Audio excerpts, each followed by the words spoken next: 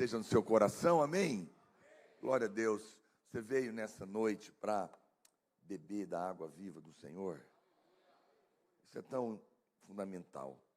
Eu estava lendo um versículo da palavra de Deus, em Jeremias capítulo 2, me lembrei dele enquanto nós louvávamos a Deus aqui, nessa noite, e eu tenho pensado muito nisso. Jeremias não é do meu assunto exatamente, mas eu quero mostrar para você a importância de você realmente priorizar aquilo que tem valor na vida, que é a presença de Deus. Jeremias capítulo 2, verso 12, o Senhor fala algo muito sério. Ele diz: espantai-vos disto, ó céus. Ele está dizendo para o céu ficar chocado com o que ele vai narrar. Ele diz assim: fiquem perplexos os anjos, em outras palavras. Fiquem perplexos os anjos e horrorizai-vos. Ficai estupefados. Ele insiste, né, na dupla observação. Fica chocado com isso. Ele diz: com o quê? O verso 13. Porque 2 males cometeu o meu povo. A mim me deixaram, que é o primeiro, o manancial de águas vivas, e cavaram cisternas rotas, que não retêm as águas. Você sabe que essa é a grande estratégia do inimigo nos últimos dias. Nos distrair com cisternas rotas. A cisterna é um lugar que é supostamente para ter água, que é feita pelo homem. O homem cava cisternas. Ele procura água por si mesmo. Todos nós, todo homem, está procurando água. A água que sacia a alma. O homem foi criado e nós somos seres que necessitamos de ser preenchidos. E temos uma sede dentro de nós que só pode ser saciada pela água viva. É por isso que Jesus, quando encontra aquela mulher lá no poço de Samaria, e ele conversa com ela, e ela está indo lá buscar água, e ele fala com ela fala, olha, e ele pede água para ela, para puxar assunto, né? E a Bíblia fala que ela dá água para ele, e ele fala: se você soubesse quem te pede água, eu te daria água. E ele falou: mas você não tem com quem tirar. Ele falou: mas eu sou a água viva, e quem beber da água que eu lhe der, não vai ter sede mais. Pelo contrário, ele diz, a água que eu lhe der vai se tornar uma fonte a jorrar. Você sabe, você não bebe uma fonte, você bebe um pouco de água. Existe uma medida que é para você beber, e a outra para você derramar. Quando você bebe da água viva, algo muito poderoso acontece dentro de nós. Ela se transforma numa fonte. E isso é uma coisa muito poderosa. Foi Jesus que disse isso para aquela mulher, quando ela encontra com ele. Né? Você lembra dessa história? Que ela encontra com aquele homem, com o Senhor, e ele fala para ela: você está vindo buscar aqui essa água? Em outras palavras, ele estava mostrando algo para ela que talvez nem ela estava percebendo. Porque ele dá a dica para ela. Ele dá a dica para qual era a água que ela estava tentando saciar, que era a solidão. Ela estava tentando ser amada. Porque ele fala para aquela mulher: vai lá e chama seu marido. Porque essa é a água que você está procurando. Ele entra no assunto com ela. E ela fala: não, eu não tenho marido. E ele fala: muito bem, é verdade. Você já teve 5. E esse 6º não é seu marido. Vê, ela já estava no 6º marido. Ela estava procurando amor, significado, ser aceita, ser alguém que tinha alguém por ela. Mas agora ele se apresenta como o 7º homem. Claro, não de uma maneira natural, mas Jesus é o 7º homem. Ele é o 7º que preenche a vida. É ele que tem o amor de verdade. É ele que enche o coração e nos faz ter aceitação. Ele era aquela água é a resposta para aquela solidão, para aquele vazio que aquela mulher estava procurando. É impressionante como nós, às vezes, abrimos mão de algo tão incrível. Quando a Bíblia fala que ele é um manancial, o manancial às vezes, existem mananciais de água que são rios enormes no subsolo e que podem sustentar cidades inteiras por muitos anos. Sabia disso? Por isso que ele está chocado. Fala, bela madrugada, vocês têm um manancial escondido que pode matar a sede de cidades inteiras e estão trocando por cisterna seca. Por isso que ele fala para o céu, fique chocado, fique estupefado, incrível. Mas sabe, essa é a grande estratégia do inimigo, tentar nos distrair, nos propondo cisternas, coisas que nós podemos cavar, que nós podemos tentar fazer, mas nunca vamos ser preenchidos. Eu sempre falo para os casais, nunca procure um casamento para ser feliz.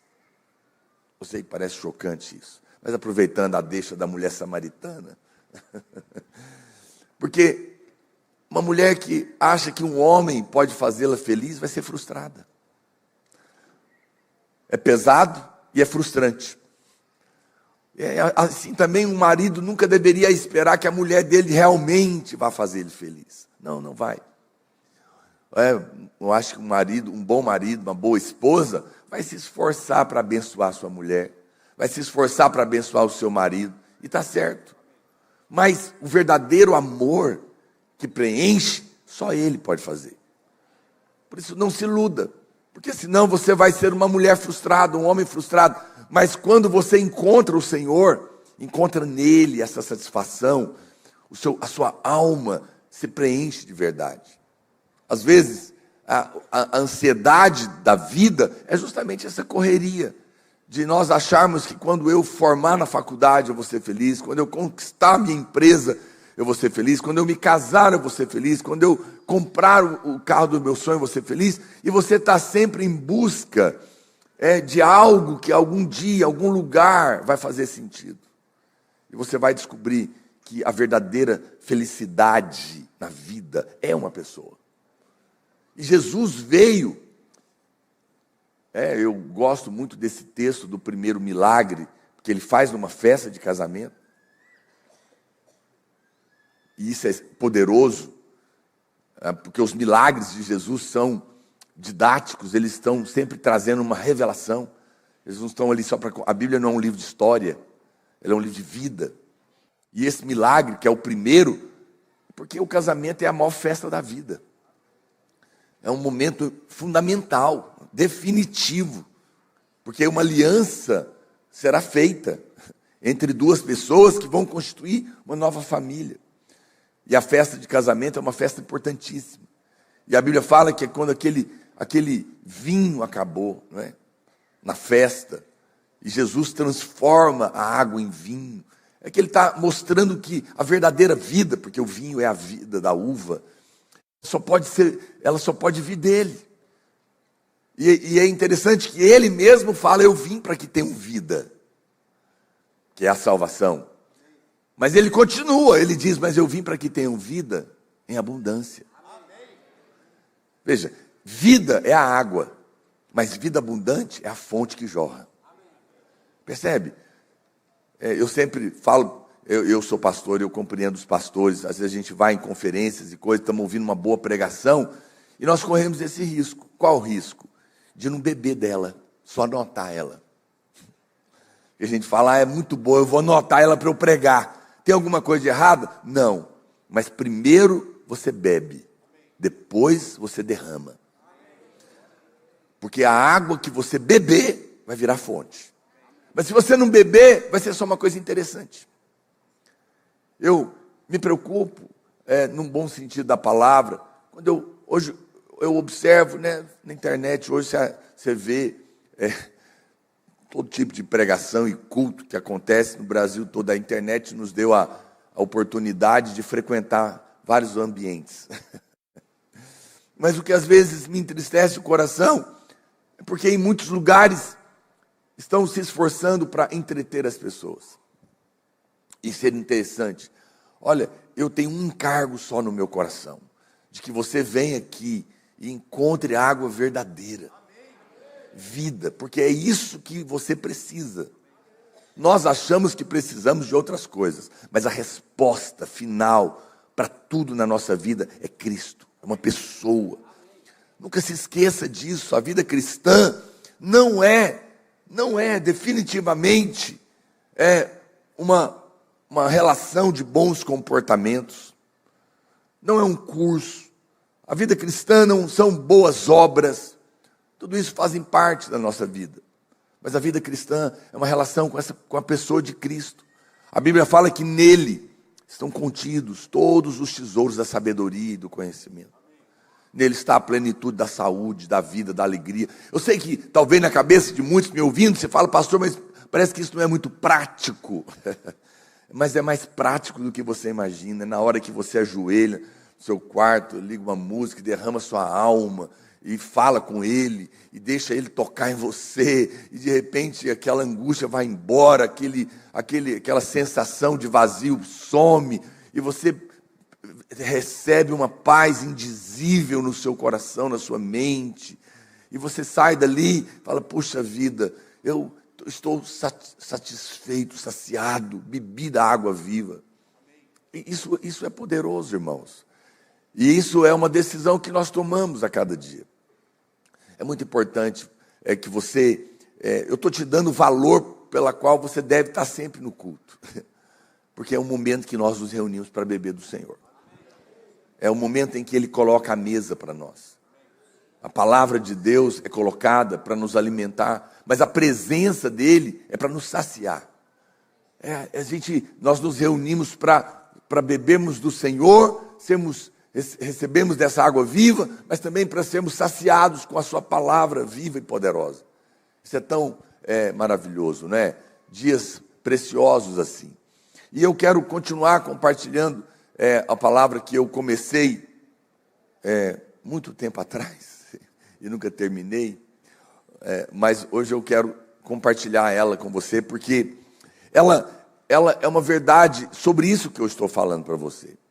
Eu tenho um encargo no meu coração, de completar a carreira que o Senhor nos propõe. Jesus, como eu disse para você, não confunda as coisas. Claro que no mundo teremos aflições. Claro que nós temos lutas, dificuldades, e enquanto estivermos por aqui, faz parte. Porque aqui não é a nossa casa. Nós estamos indo para a nossa casa. Nossa pátria é o céu. E está muito perto. Onde vai chegar o dia onde a verdadeira vida começa. Portanto, se você está sofrendo, não se desespere. Romanos diz que os sofrimentos do tempo presente não se comparam com a glória a ser revelada ali na frente. Porque o que Deus tem preparado para nós, olhos nunca viram, nem jamais penetrou no coração do homem. Um tempo onde não haverá mais doença, não haverá mais dor, não haverá mais morte, não haverá mais traição, não haverá mais medo nem angústia, não haverá mais demônios, não haverá mais política, não haverá mais comprar e vender, não haverá mais, nem noite haverá mais. Nem o sol, mas a luz será Ele. Nosso corpo será glorificado. E viveremos com Ele. Quando você nasceu de novo, você não mudou de religião. Você entrou por um portal de glória. A eternidade já está dentro de você. E ela há de se manifestar. Se você parar para perceber um pouquinho a existência de Deus, que é tão real na sua própria criação, você sabe que o que eu estou te falando é verdade. Portanto, Paulo nos exorta a pensarmos nas coisas de lá. A termos sempre um momento para parar, para lembrar dessas verdades tão poderosas, para que a gente não fique sofrendo tanto com as coisas daqui. Tudo que produz em nós ansiedade, vazio, angústia, são coisas terrenas. As coisas de Deus nunca vão pesar no seu coração. Lembra disso. O diabo sempre vai falar que o problema de muitos irmãos é a igreja, né? A igreja cobra, a igreja isso. Não, a igreja é uma bênção na sua vida. Acredite em mim. Porque a obra de Deus nunca é pesada. Jesus não mente, e ele diz que o meu fardo é leve, o meu peso é suave. Por que muitas vezes ficamos então pesados? Porque estamos tentando fazer alguma coisa na nossa força. Mas quando Deus está fazendo, é leve. Quando Deus está fazendo, é suave. Então, se em algum momento sua vida pesou, pare e entrega para Ele o que está pesando. Entrega a criação de filhos, entrega casamento, entrega finanças, entrega liderança, entrega tudo para o Senhor. Não, né, tem, como diz a música, não tenha sobre si nenhum cuidado, qualquer que seja, porque todo o trabalho é dele. Deus quer que você viva essa vida que Ele propôs, vida abundante. Quando Jesus disse isso, Ele estava dizendo, é isso que eu espero que você desfrute, apesar de passar por aqui. Então você vê, a nossa vida, ela é mostrada no mesmo caminho que o povo de Israel passou. Nós somos hoje o Israel de Deus. E quando você olha para a história de Israel, você vai ver que da mesma maneira, eles eram escravos do Egito, no faraó. E nós éramos escravos lá fora, no diabo. A Bíblia fala que eles se converteram e cruzaram o Mar Vermelho.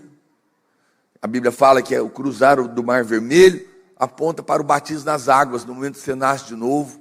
E no batismo você declara publicamente que você reconhece que é um pecador, que Jesus é o Salvador, que entrega a sua vida para o Senhor. Não é? E naquele momento, Satanás perde toda a influência da sua vida. Por isso que batizar nas águas é importante. Não é um ato religioso, não é espiritual. Por isso que tem muita luta para batizar. Tem muita gente que vem no culto, fica às vezes um ano aqui enrolando. E não batiza. E não sabe por que está sofrendo influências ainda. Por quê? Porque a sua declaração pública no batismo das águas dá aos céus a autoridade para tirar todo e qualquer tipo de influência de faraó na sua vida. Você já percebeu que a sua família não importa que você vir no culto, mas na hora que você fala, vou batizar, a casa cai. Porque até eles sabem que você está fazendo algo sério. Não é? Mas você não precisa ter medo, não. Tem gente que fala para mim, não sei, eu não estou preparado. Pergunte para uma criança se ela está pronta para nascer. Meu amigo, do momento que ela se formou, ela está pronta para nascer. No momento que você creu, a vida começou. Quem vai cuidar de você é o mesmo que te salvou. Não é? Você precisa apenas tomar a decisão. E eu nem sei porque eu estou falando isso, mas Deus sabe. Deus sabe. É uma decisão que vai fazer diferença. Então eles cruzaram. Naquele momento, Faraó ficou para trás. Satanás perde o poder na sua vida. Tome a decisão, saia daqui hoje, eu vou batizar. Eu vou tomar uma decisão na minha vida. Isso vai ter uma influência. E a Bíblia fala então que Moisés agora vai conduzir a eles pelo deserto. É uma experiência que todo crente tem que passar. É a experiência com o batismo do Espírito Santo, porque foi lá que eles foram batizados na nuvem. É no deserto que Deus trata a cada um de nós, mas também nos dá a experiência de depender dele. Mas a Bíblia fala que o alvo final dessa caminhada não era nem a experiência do Mar Vermelho, nem o deserto, mas era Canaã. Canaã é a proposta final de Deus. Porque Canaã era a terra para onde eles estavam sendo levados. É o lugar que a Bíblia diz que mana leite e mel. Não é que tem leite e mel lá, não. Brotava, eu nem sei como. Eu fico às vezes imaginando a Bíblia. Não sei se você lê a Bíblia assim. É importante você tentar imaginar o que a Bíblia está narrando. A Bíblia diz que era um lugar maravilhoso. Um lugar onde tudo estava pronto. Cheio de casas que eles não construíram. Toda mobiliada, com tudo de bom que eles não colocaram lá. A Bíblia fala que tinham poços que eles não cavaram, que estavam prontos. Lavouras plantadas. Porque a obra de Deus, Canaã, fala dessa obra completa de Deus na nossa vida. que está à nossa disposição, que é o lugar da vida abundante. Muitas pessoas lêem a Bíblia e acham que Canaã é o céu. Não, Canaã não é o céu. Porque Canaã tinha inimigos lá dentro, gigantes. E é deles que eu quero falar hoje. E a Bíblia fala que quando eles entraram logo após cruzar o Rio Jordão. O Rio Jordão significa, a palavra Rio Jordão significa aquele que desce. Porque fala de um momento em que você vai deixar Moisés para trás, a lei, e vai se humilhar, porque vai reconhecer que agora eu vou depender da graça de Deus. Canaã é a vida na graça, por isso que Moisés não levou eles para lá, porque Moisés é a lei, quem levou foi Josué. Josué é a mesma raiz de Jesus, só a graça de Deus te coloca para viver a vida abundante. E crer nisso é um ato de humilhar, de reconhecer a sua incapacidade. Mas é interessante que, então, quando eles entram para esse lugar, e essa é a proposta de Deus para mim e para você, a Bíblia diz que o Senhor fala para eles: eu não vou dar a terra toda de uma vez, porque senão as feras vão ser muito numerosas e vão devorar vocês. E ele fala: pouco a pouco eu vou te entregar. E aí ele faz um relato. Ele diz: olha, existem gigantes lá, mas eu vou remover todos eles. Por quê? Porque a presença deles ia impedir ao povo de Deus de usufruir daquele lugar. Pastor, o que isso tem a ver com a nossa vida hoje? Tudo. Porque da mesma maneira, o Senhor tem te entregado uma revelação do Evangelho da graça de Deus, da Canaã de Deus hoje, da vida cristã espiritual vencedora. Canaã é a vida cristã espiritual vencedora, onde você experimenta as promessas de Deus na sua casa. E não é apenas algo que você está ouvindo, mas muitos irmãos ainda não estão usufruindo dessas verdades, porque esses inimigos estão lá impedindo. Mas a promessa do Senhor é que Ele iria remover todos eles. E Ele vai fazer isso na sua vida também. Ele vai remover cada um desses inimigos, para que você possa realmente desfrutar dessa terra. Agora, pastor, por que isso ainda talvez não é visto numa medida tão grande? Porque você tem que entender uma coisa, na vida cristã, na vida espiritual, cada época recebe uma medida de revelação. Existe, é o que nós chamamos do mover atual de Deus. Cada época tem uma medida de revelação. A Bíblia diz que o caminho do justo é como a luz da aurora, que nasce às 5 da manhã, e vai brilhando, vai aumentando a luz, até ser dia perfeito, até dar meio-dia. Eu acho isso maravilhoso, ou seja, é uma revelação que começa pequena e vai crescendo, até ser plena na sua vida. O que é a revelação? É quando a verdade que você entendeu só na mente, explode no seu coração por revelação e transforma a sua vida. E Deus quer aumentar a revelação. Você vê como os caminhos de Deus são contrários? Como que a Bíblia diz que vai ao mundo? Vamos imaginar que o mundo está do lado de cá. Vou dar um exemplo. A Bíblia diz que o mundo vai de mal para pior. Mal de novo para pior. Por quê? Porque o mundo está caminhando para a morte. A morte é um demônio. Ela está lá na frente. E à medida que o tempo passa, mais trevas fica lá fora. É porque nós nos acostumamos, né? Eu tenho um livro. Quando eu falo de um livro aqui, às vezes lembra que não é Bíblia. E nem estou assinando embaixo dele. Mas eu acho ele interessante. É um livro, se você tiver a oportunidade, você pode ler. Chama Uma Rã na Chaleira. Uma rã na chaleira. Qual que é a ideia dele? É mostrar isso. Que nós estamos... Ele fala, se você colocar uma rã na água quente, ela vai pular. Mas se você colocar ela na água fria e for esquentando devagarzinho, ela vai morrer cozida, sem perceber. Essa é a estratégia do diabo. Ele coloca as pessoas na chaleira do mundo, e ele vai esquentando devagarzinho, de mal a pior, de mal a pior. E a hora que você vê, o mundo destruiu aquela pessoa. É a grande estratégia do inferno. E às vezes nós estamos aqui no meio e não percebemos que as coisas estão piorando. Tecnologicamente falando, está melhorando. Mas, na realidade, o mundo está cada vez mais apodrecido, mais escuro. Cada coisa esquisita. Meu Deus do céu. Eu vi um meme essa semana, onde a pessoa perguntava: comprei um bebê reborn. Aí, calma. Aí ela falou: desistir da compra é um aborto?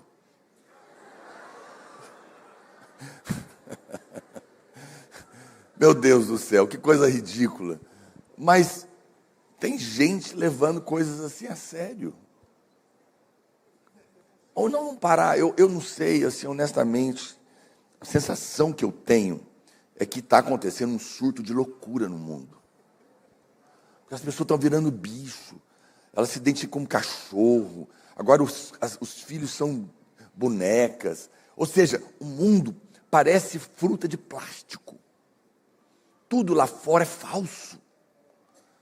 Por quê? Porque o vazio vai aumentando tanto na vida deles, que é necessário tentar alguma coisa tão horrorosa. Mas agora vamos ver a nossa vida. A nossa vida é o contrário. A do mundo vai de mal a pior, mas o caminho do justo é como a luz da aurora. Ele vai brilhando mais e mais. Ele vai de bem a melhor. Ainda que tenhamos lutas, mas de alguma razão, de alguma maneira, apesar das lutas, só um crente pode entrar no mesmo lugar, na mesma reunião, entra ali naquela porta, às vezes abatido, angustiado, chorando, e daqui uma hora vai embora rindo, feliz da vida. E o problema ainda continua. A mesma conta que está cobrando ele quando ele entrou ainda está lá. Mas por alguma razão um milagre aconteceu. Já aconteceu isso com você? Fala: meu Deus, eu entrei aqui tão abatido, estou indo embora, parece que está tudo resolvido. É porque as coisas espirituais governam sobre as naturais. Então veja, por que a nossa vida é diferente e precisa ser? Porque a Bíblia fala que eu e você estávamos no mundo, indo para a morte. Imagina que a morte é esse púlpito. E você estava indo para lá. Mas agora você chega aqui, você morre em Cristo e nasce de novo. Você se converte. E você agora continua caminhando. Aonde ficou a morte na sua vida? Para trás.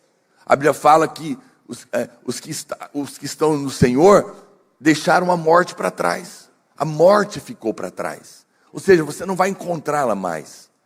Você vai encontrar o céu.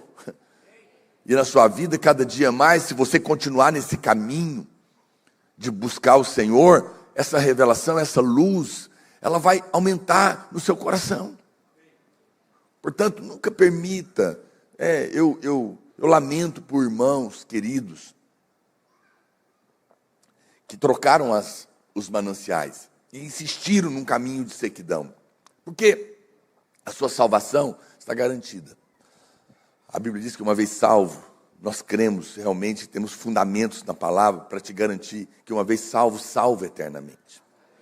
Graças a Deus por isso. No entanto, a partir do momento que você é salvo, a sua relação é com o Espírito Santo. E o Espírito Santo, ele não vai sair, mas ele pode ser resistido. Ele pode ser entristecido. E ele pode ser apagado. Apagado não é tirado. É que ele é um gentleman. Ele fala com você uma vez: não vai por esse caminho, isso não é bom para você. Mas você resiste. Eu sei que não é bom, mas eu insisto em viver uma vida sem Deus. E ele fala outra vez, e outra vez. E agora ele se entristece, porque ele sabe que não vai ser bom para você. Sabe que você está tomando caminhos, e que você sabe também que não devia, mas por insistência você vai.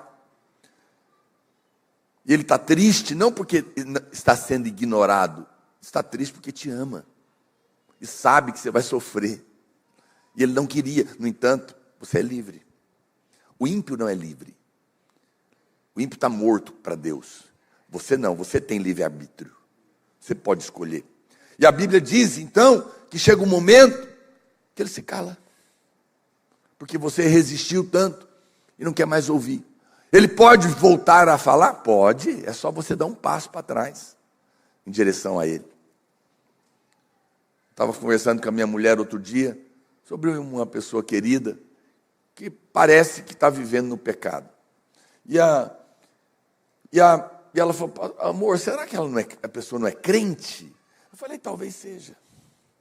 Muito provavelmente que é nascido de novo. Eu não sou Deus, não posso julgar.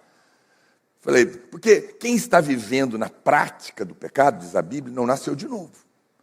Mas às vezes, a prática do pecado é diferente de um hábito de pecar que ela está ali cometendo, mas ela sabe que aquilo não é a vida dela.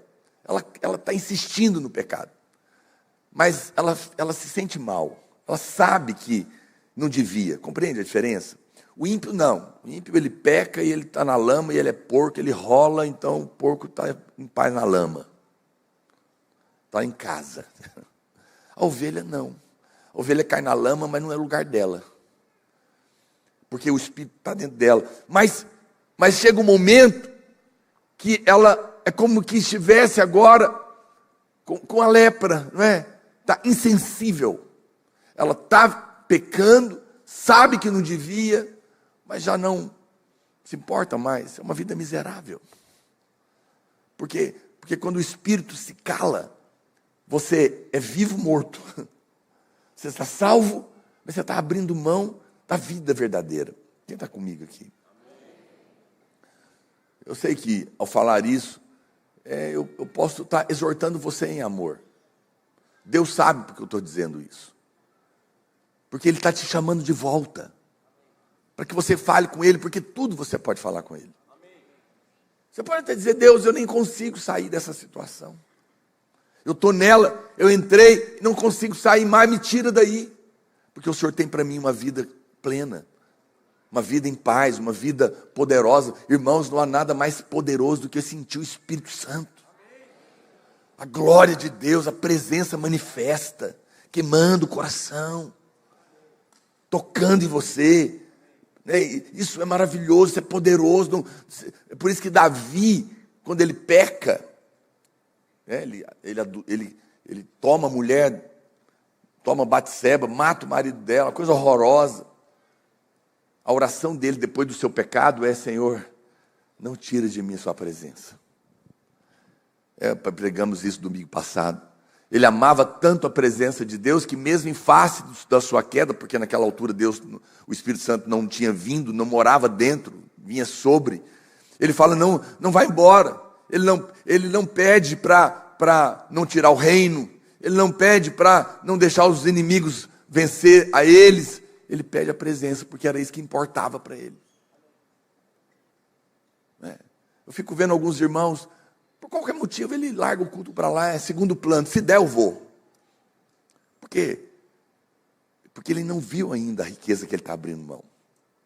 Ele está perdendo a oportunidade, não é? Mas quando você valoriza ela cresce na sua vida. E a Bíblia diz, então, que nós somos um povo muito abençoado, irmãos. Porque nós estamos vivendo numa época de, como eu disse para você, é proporcional. As trevas lá fora são proporcionais à luz aqui dentro. É inversamente proporcional. À medida que escurece mais e mais lá, ilumina mais e mais aqui. Quanto mais o diabo se levanta lá fora, mais luz e revelação e graça Deus derrama aqui dentro. Sim, porque se nós estamos vivendo numa época em que as trevas lá fora são terríveis, nós estamos vivendo o princípio das dores, pestes, enfermidade, fome, guerra, confusão, agenda mundial, tudo que está sendo armado lá fora, Deus vai equipando essa igreja aqui para viver nessa época. E vai aumentando a nossa revelação. Então tem verdades que homens de Deus do passado não puderam ver, porque não era para a época deles. Mas Oséias tem uma profecia E ele diz no capítulo 6, do verso 2, depois de 2 dias, nos revigorará, e ao terceiro dia nos levantará, e viveremos diante dele. Conheçamos e prossigamos em conhecer o Senhor, porque como a alva, a sua vinda é certa, e ele descerá sobre nós como a chuva serôdia que rega a terra.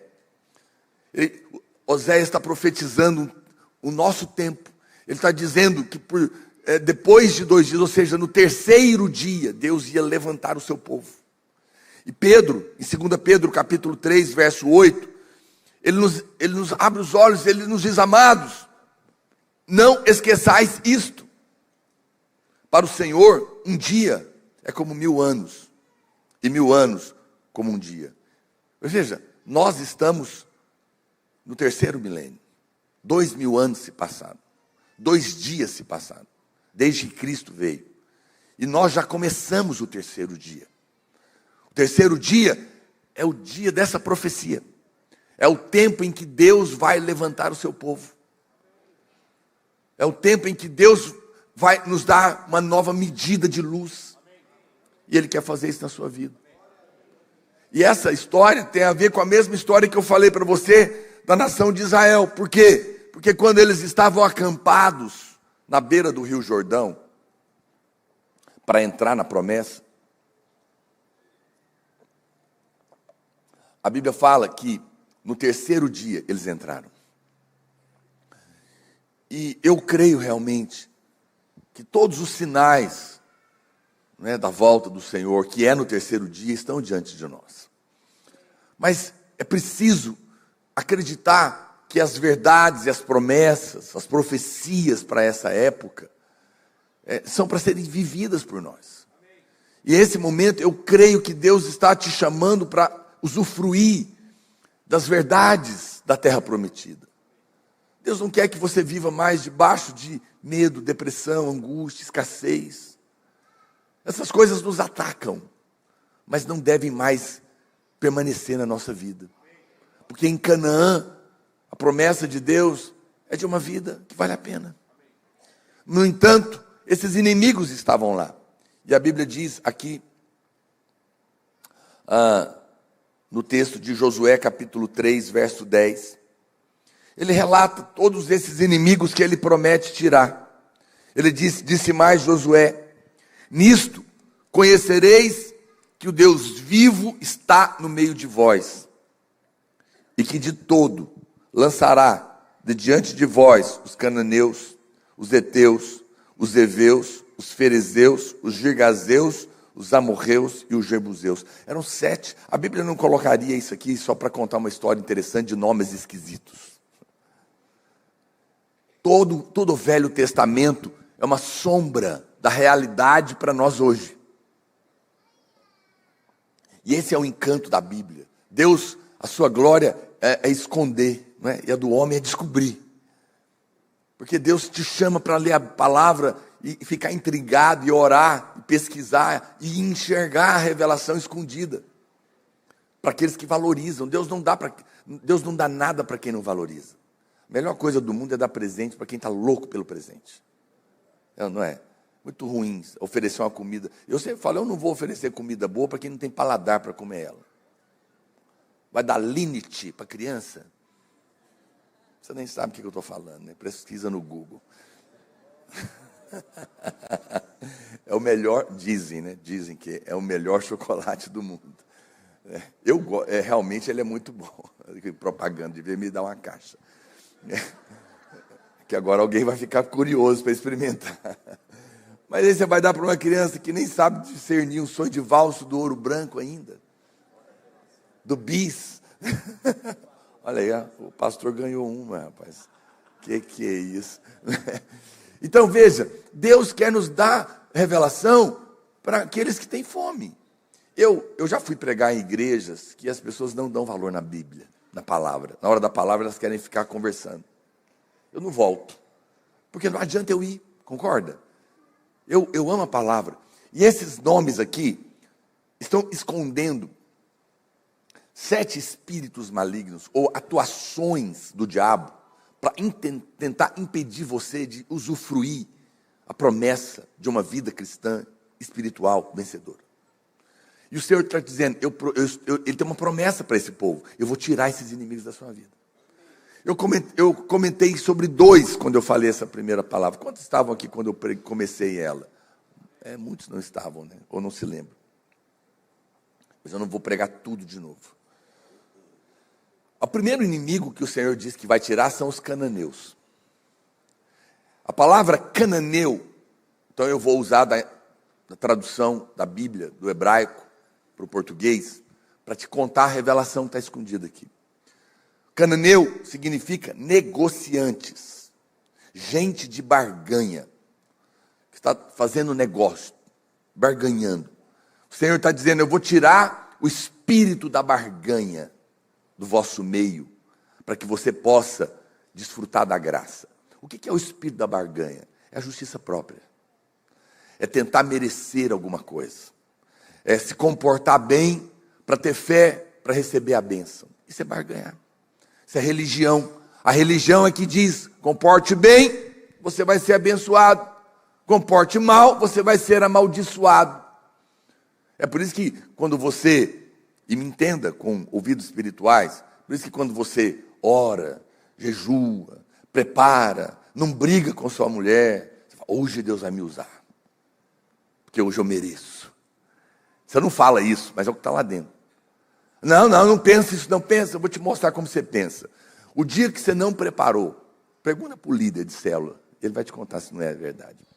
Ele não preparou, não deu tempo, não orou, brigou naquele dia no trânsito, está nervoso, está chegando a hora da célula, ele está pilhado, o que ele faz? Ele liga para o líder em treinamento. Irmão, eu tive um probleminha hoje, você podia pregar no meu lugar. Só que o líder de treinamento também não orou. Também não está bem. Também aprontou alguma coisa. Ah, que coincidência, também não vou poder hoje. Ele fala. Aí o que o irmão amado faz? Vai ter que ir, ele é o líder. O povo está esperando. Aí ele desliga o telefone, respira fundo e fala assim, hoje, só pela graça. Hoje vai ser bom. Aí você fala, pastor, então para que orar? Para lembrar que não é capaz. Para falar, Senhor, eu vou lá, mas se o Senhor não for comigo, não vai adiantar nada.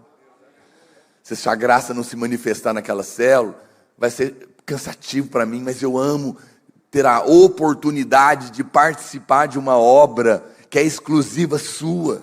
E que homem nenhum pode participar, mas que apesar de mim, dos meus pecados e defeitos, o Senhor me permite participar e depois me dá um galardão. Então, me usa hoje. Eu oro para lembrar que eu não sou capaz de vir aqui pregar.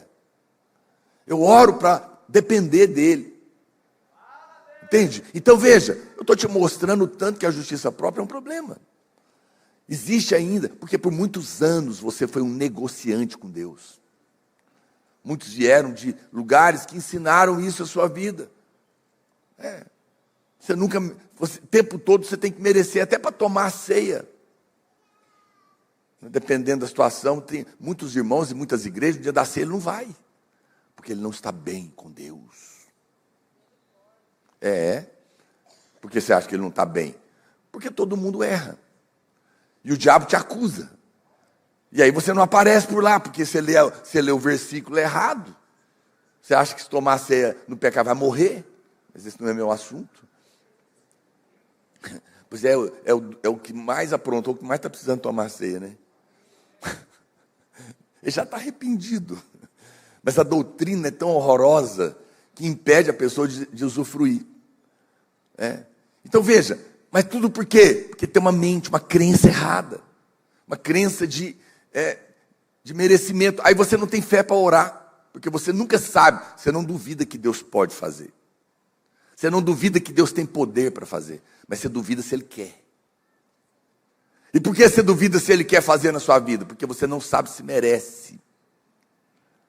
Pergunte para qualquer pessoa lá fora. Se você morrer hoje, vai para o céu ou para o inferno? O espírito da barganha está nele, porque ele é da lei. Ele fala, não sei, estou tentando fazer o bem para compensar o mal. Mas o que ele não sabe é que com Deus você só passa com nota 10. E nota 10 só Jesus pode tirar no seu lugar. Olha, queridos, se você quer relacionar com Deus tentando merecer alguma coisa, eu vou te contar o padrão dele. Porque para negociar com Deus, a lei é a tabela de negociação. E a tabela da lei são 613 mandamentos. Então, se você cumprir todos, pode vir receber.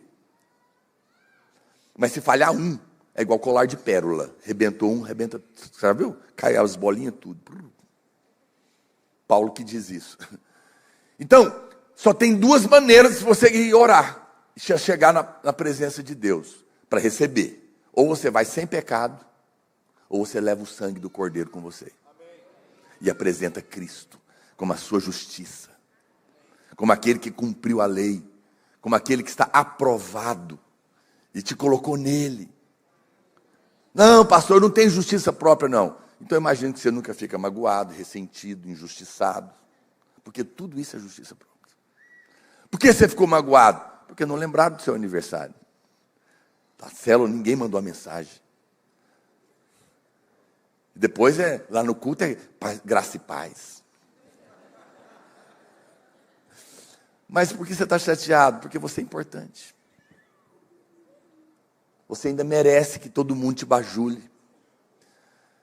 Aí perde o favor. Porque Deus resiste o soberbo, mas dá graça para o humilde.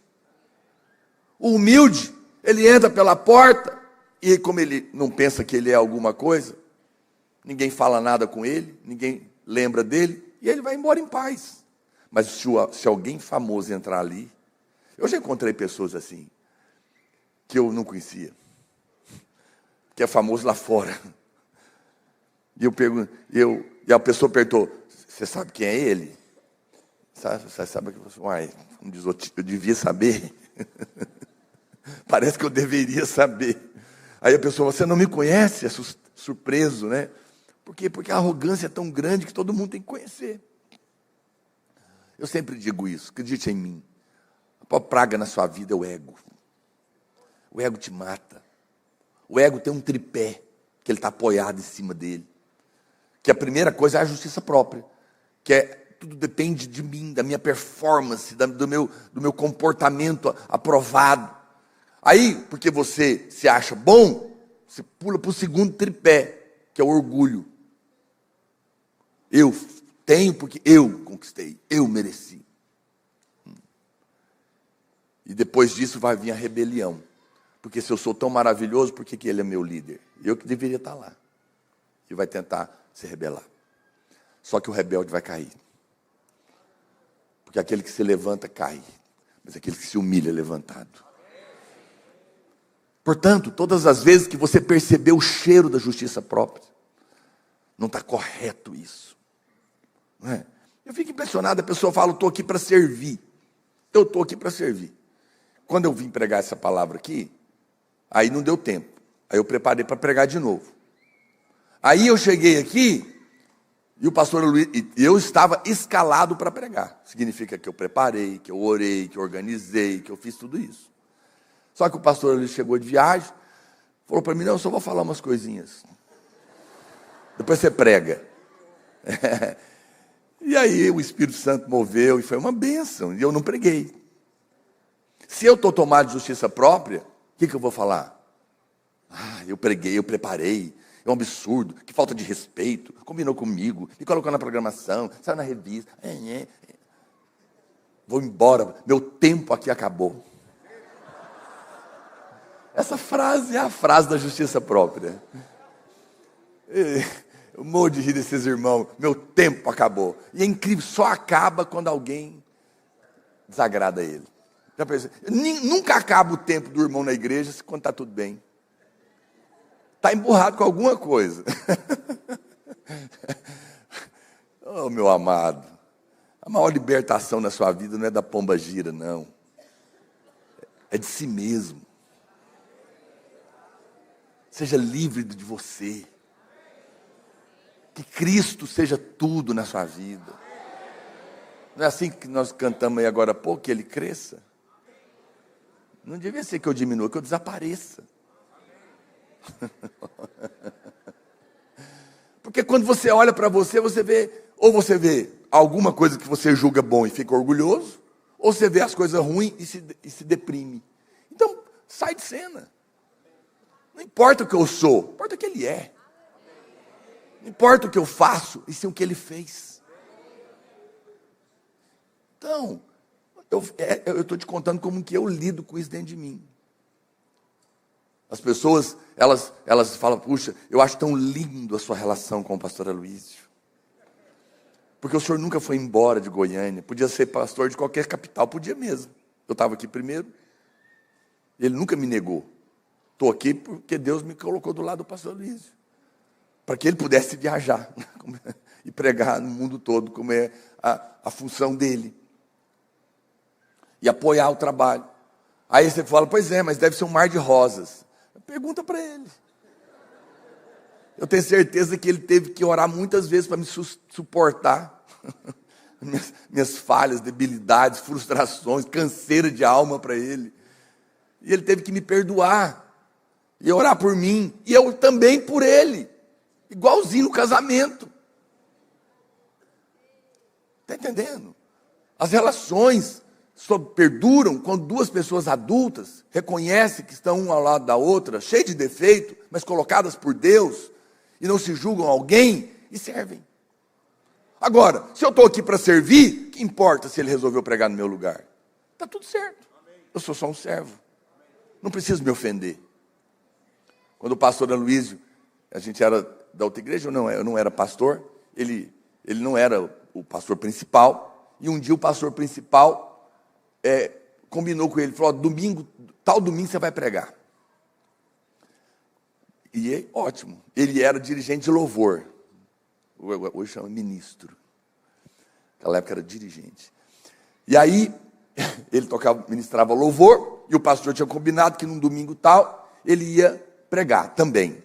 Só que passou o tempo, que avisou com muita antecedência, e o pastor esqueceu que tinha combinado com ele, e convidou outro pastor também. Falou, domingo tal você prega.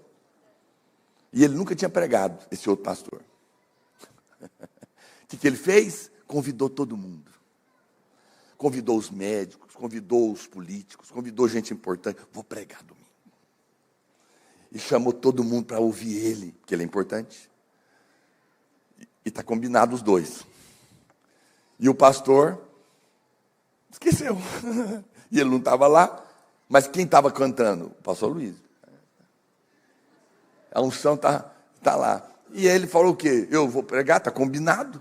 Ele terminou o louvor, já emendou na pregação. Ué, ele não está sabendo de nada. Meu Deus do céu, que coisa horrorosa que foi. Porque, não ele, o irmão. Ficou tão ofendido, tão magoado. Porque foi uma situação, foi um erro, aconteceu, ninguém estava querendo expor ninguém. Mas quando você é importante, tudo te expõe, tudo te ofende, tudo te humilha, tudo é pessoal, tudo é indireta. Meu Deus, que o Senhor nos ajude. Isso impede você de desfrutar de Canaã. Eu tenho que ir embora, porque tem mais um monte de inimigo para tirar. É que esse é o pior, é a pior praga da sua vida. Então, eu sou honesto, sabe o que eu faço? Quando acontecem essas coisas, eu falo, Deus, estou pegando o boi e a boiada está aqui. A minha mulher é muito além do que eu podia ter, meus filhos, pastores, a equipe, a igreja, o pastor Aloísio, eu sou grato, porque eu nunca poderia estar aqui. Tudo foi muita graça de Deus na minha vida. Então, se eu não tenho, está tudo bem, porque eu não podia ter. A gratidão, ela é a revelação de alguém que sabe que já foi muito além do que podia ir. Só de você estar salvo, já não está bom? É a maior bênção de todas. Então, quando isso acontece, você começa a desfrutar, porque a humildade promove a graça de Deus na sua vida. Muito bem. O segundo inimigo, eu vou andar mais rápido. Daqui esse ele é mais resistente para sair. Eu tenho que bater mais nele. E deixa eu te explicar uma coisa. Verdade. Tudo que Deus faz na sua vida é mantido por Ele. Amém? Então, por exemplo, Deus te curou. A cura é uma pessoa, é Cristo. Quando você tira Ele, a doença volta. Por isso que nele nós vivemos, existimos, nos movemos. Você tem que estar em Cristo todo o tempo. Está entendendo? Então, da mesma maneira, porque senão você fala, hoje eu entendi essa miséria dessa justiça própria, vai sair da minha vida. E você ora, e resolve, perdoa, e resolve, aleluia. Mas amanhã, ele vai tentar voltar. Então, você tem que sustentar essa libertação em Cristo, diariamente. É pesado. Não, não é pesado. É só você depender dele. A Bíblia continua dizendo, e ele diz então, que o segundo inimigo são os heteus. Os heteus ou hititas, significa medo, terror.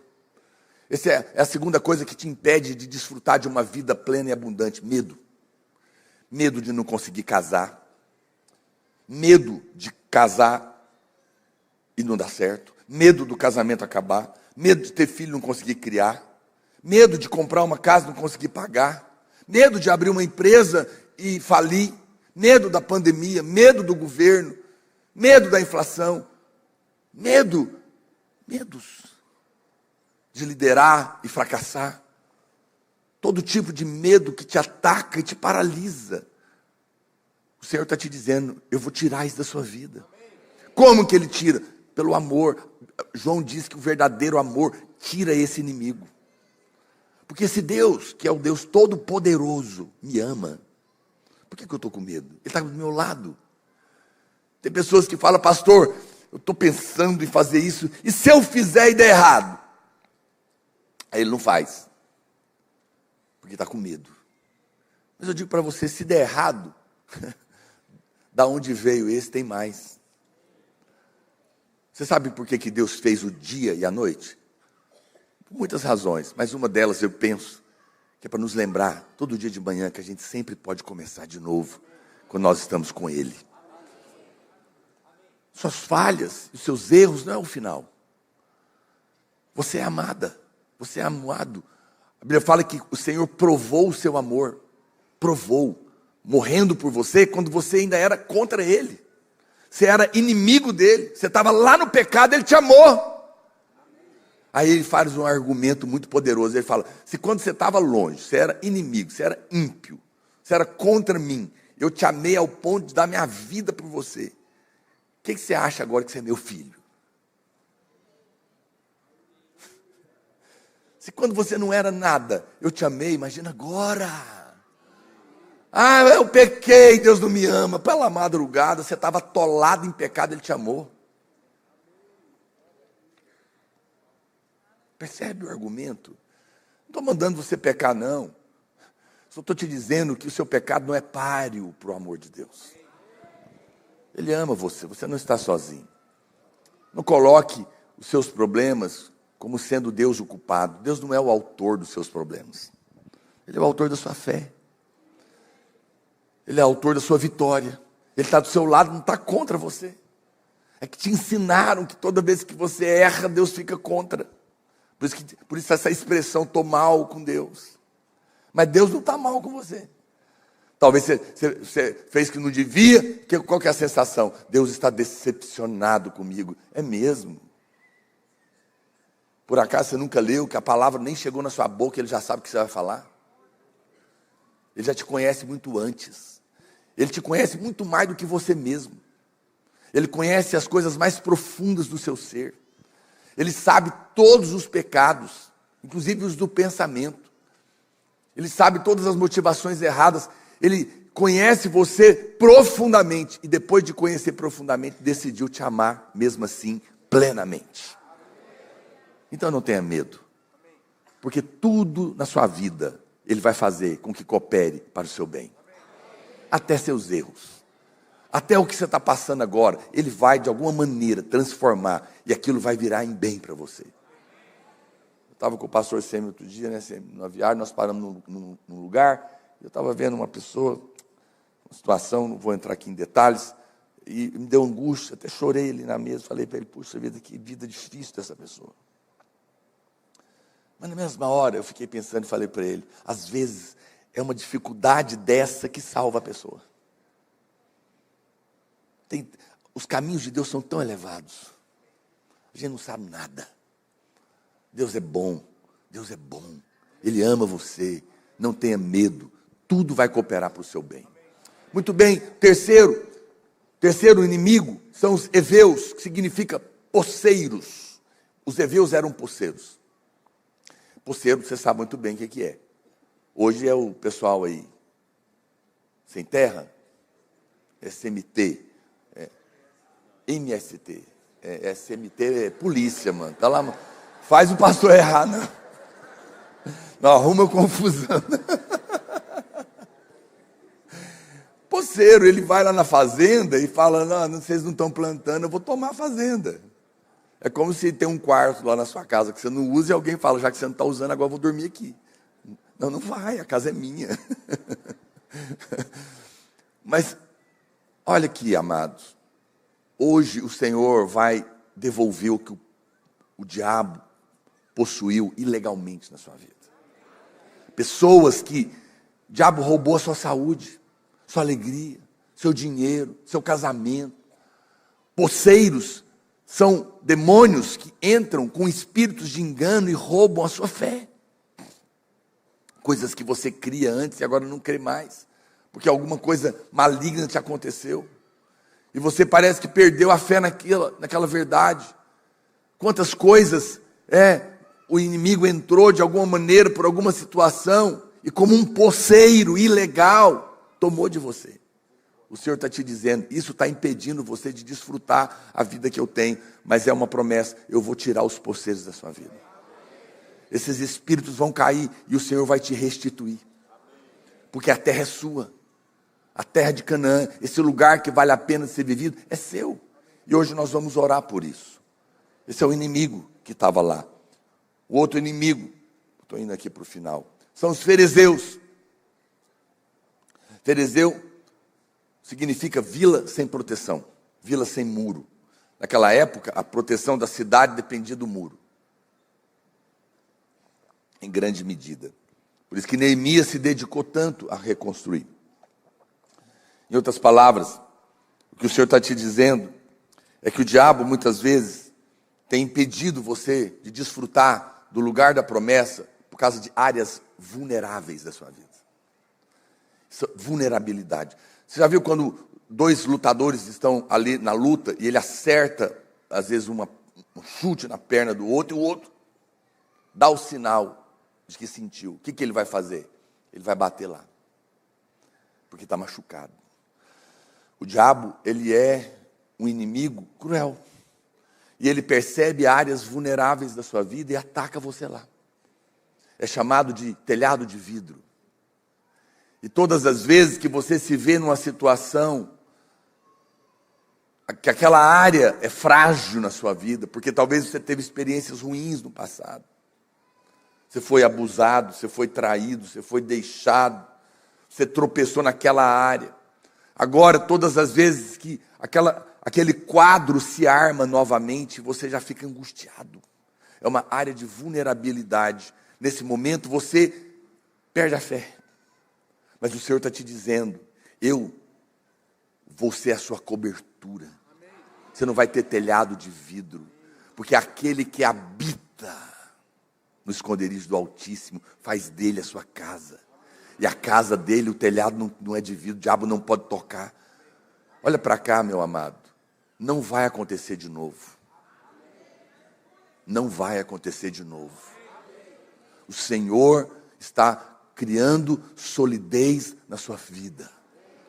Você não precisa ficar com medo. Não é porque aconteceu uma vez que vai acontecer outra vez. Quando o Senhor faz, Ele faz definitivamente. Eu sinto no meu espírito. Há pessoas aqui que têm áreas vulneráveis. você sofreu no passado. Pessoas que foram abusadas. E agora você tem medo. Por causa dessa área vulnerável. O Senhor quer tirar a vulnerabilidade da sua vida. Porque isso impede você de ser tudo que Ele planejou para você ser. Ele quer que você seja um filho pleno. Uma filha segura. Amada. Ele está curando, Ele está tirando essa ferida. Que está doendo. Que te incomoda. Não é porque alguém te deixou no altar que você não vai ser feliz no casamento. Ele vai trazer um homem digno para você. Não é porque alguém te roubou que você não vai prosperar. Ele vai te ensinar. Não é porque você perdeu um filho que você não vai ter outro filho abençoado. Deus está tirando a vulnerabilidade da sua vida para que você desfrute alegremente. Não permita o diabo prender você no passado, nas áreas que você sofreu e se tornou vulnerável, porque o Senhor promete tirar esse inimigo. O outro inimigo são os girgazeus, que significa solo barrento. Aponta para duas coisas. O barro fala do pecado, da lama do pecado. E o Senhor promete quebrar as cadeias do pecado. O pecado não é só pecado de pornografia ou de sexo, não. Tem pecados de mau humor, tem pecados de ira, tem pecados de maledicência. E a hora que você vê, você não consegue sair, você está envolvido naquilo. Não tem que sair, deixa Deus te tirar. Deixa Deus quebrar esse inimigo, porque todas as vezes que você cai nesse pecado, você fica mal. Você perde a fé e não desfruta da promessa. Mas o barro também fala da fraqueza, porque barro é fraco, é frágil. Vaso de barro quebra fácil. Todos nós temos fraquezas. Eu sou fraco para lidar com dinheiro, eu sou fraco para lidar com liderança, eu sou fraco para relacionamento, eu sou fraco para lidar com problema, eu tenho fraqueza, várias fraquezas, as pessoas, cada um de nós temos áreas que não somos bons, somos fracos, e por isso não fazemos. A oportunidade aparece, você fala, não, eu não vou conseguir. A porta abre, mas você não entra. Porque você olha para você e se sente incapaz de entrar. É uma fraqueza. Essa fraqueza está impedindo você de usufruir do que Deus tem.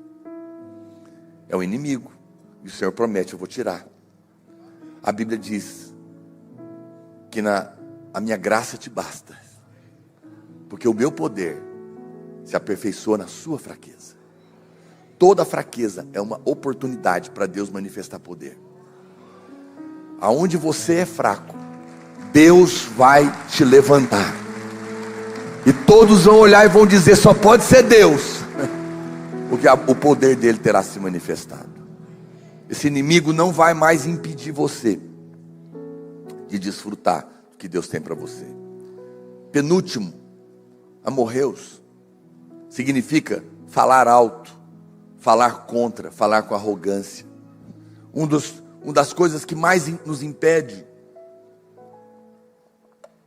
de desfrutar do que Deus tem para nós é a condenação. Esse é o espírito de condenação. É o espírito que fala alto, arrogantemente, para te condenar. Que todas as vezes que você vai dar um passo em uma conquista, o diabo fala, quem você pensa que é? Olha isso aí, olha o que você fez, olha o que você não pode fazer. Condenação. Todos os dias o diabo te acusa. A Bíblia fala que é de dia e de noite. Eu acordo às vezes de manhã, não aconteceu nada, mas a minha sensação é de que tem alguma coisa que eu fiz de errado. Mas eu já aprendi a lidar com isso. Esse inimigo não pode mais me prender. Eu levanto as minhas mãos e declaro, está escrito em Romanos, nenhuma condenação há para mim, que estou em Cristo Jesus. Quem intentará acusação contra mim, que sou eleito de Deus? É Cristo Jesus quem morreu, ou antes quem ressuscitou, está sentado à destra do Pai, intercede por mim, Ele é que me justifica. E é por isso que eu posso pregar, que eu posso trabalhar, que eu posso casar, criar famílias, com segurança, porque não está baseado no quem eu sou, em quem Ele é. Eu rejeito a condenação. Ah, mas você pecou. Pequei, mas estou lavado pelo sangue do Cordeiro. Ah, mas você errou. Errei, mas estou perdoado. Ele me justifica.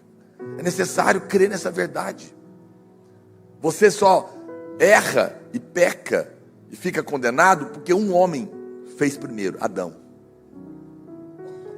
Não é justo que eu pague por um.